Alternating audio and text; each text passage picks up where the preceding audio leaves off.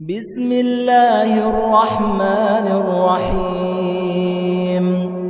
لم يكن الذين كفروا من أهل الكتاب والمشركين منفكين حتى تأتيهم البينة رسول من الله يتلو صحفا مطهرة فيها كتب قيمة وما تفرق الذين أوتوا الكتاب إلا من بعد ما جاءتهم البينة وما أمروا إلا ليعبدوا الله مخلصين له الدين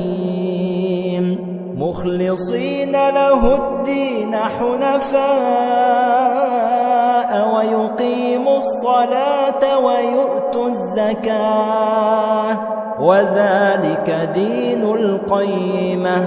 إن الذين كفروا من أهل الكتاب والمشركين في نار جهنم خالدين فيها أولئك هم شر البرية إن الذين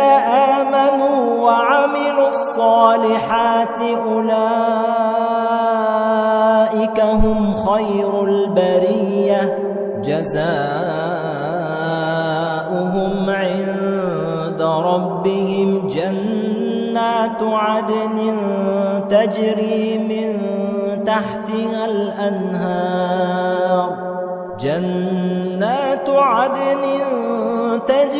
من